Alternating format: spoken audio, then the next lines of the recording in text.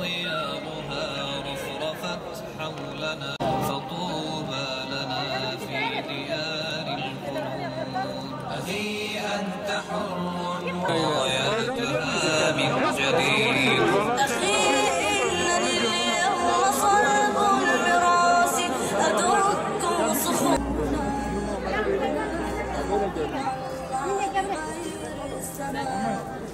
Bugün şu bayram arefesinde yüreğimiz kan ağlıyor. Özellikle de hükümetimizden beklentimiz artık bu kınamalardan vazgeçmesidir ve artık fiili olarak bir tavır göstermesini istiyoruz. Gerek Kürecik'in kapatılması, gerek İncirli'nin kapatılması ve gerekse İsrail ile ilişkilerin komple askıya alınmasını derhal ve acilen bunu bekliyoruz ve istiyoruz. Derhal yapılması gerekiyor bunun. Ve sadece kınamalarla bu iş geçiştirilemez.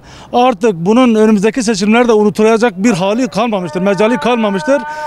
Derhal hükümetimizden somut bir adımın atılmasını bekliyoruz acilen. Öncelikle teşekkür ediyoruz bu duyarlılığınızdan dolayı İlk Haber'e burada. Bizler vatandaş olarak inancımız gereği dünyanın neresinde olursa olsun İslam dünyasında mazlumlara karşı yapılan her türlü saldırıyı, her türlü işgali, her türlü emperyalist ve sömürgeci girişimleri biz burada lanetliyoruz. Evet, kahrolsun diyoruz. Elimizden şu anda gelen bu.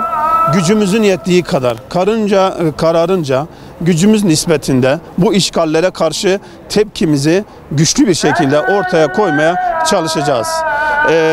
Tabii ki bizler vatandaş olarak, millet olarak dünyanın tüm kurum ve kuruluşlarını, ülkelerini bu konuda duyarlı olmaya, artık Siyonist İsrail'in bu Filistin'deki haksız işgallerine karşı güçlü bir ses ortaya koymaya tüm uluslararası milletleri, kurum ve kuruluşları davet ediyoruz.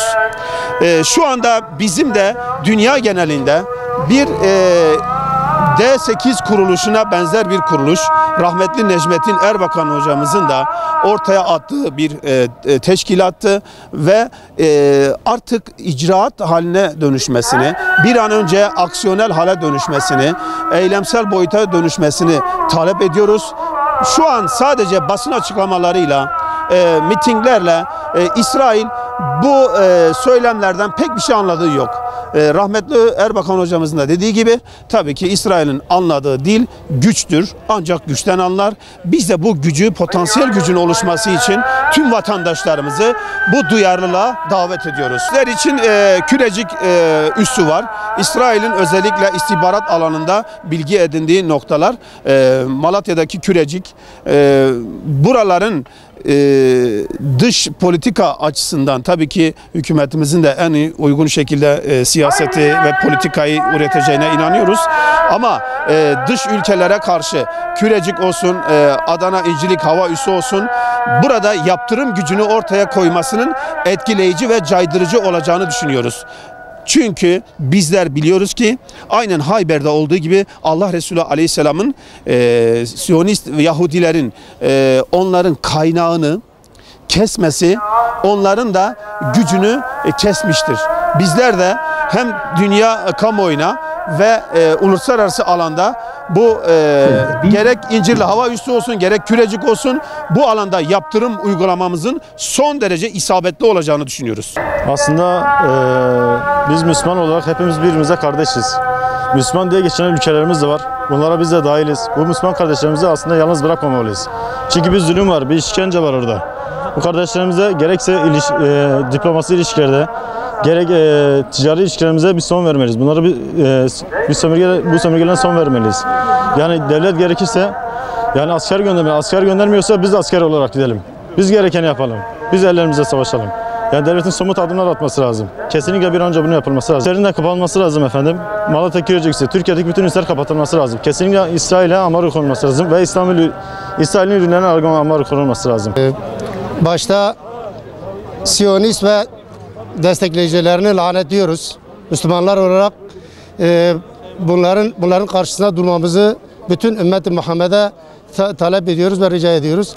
Bütün yöneticilerin bu zalimlere karşı durmalarını ve bütün ilişkilerini kesmelerini, askeri ve siyasi ilişkilerini kesmelerini, bütün alışverişlerini kesmelerini diliyoruz. Ve bizim ülkemizde de Kürecik ve İncirli'nin de kapatılmasını bir an önce istiyoruz. Ümmet olarak bu zalimlere karşı birleşmezsek böyle tek tek hakikaten bizleri yerle yeksan etmeyi ellerinde geldikçe yapacaklardır.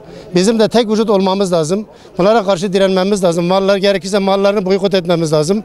Bunların karşısında dimdik ayakta durmamız lazım ki onlar yerle yeksan olsun. Muhakkak ki Filistin'e yardım bizim elimizde olacak. Sadece dua ile efendime söyleyeyim basın açıklamalarıyla herhalde olmayacaktır. Bunlara karşı fiili harekete geçmemiz lazım.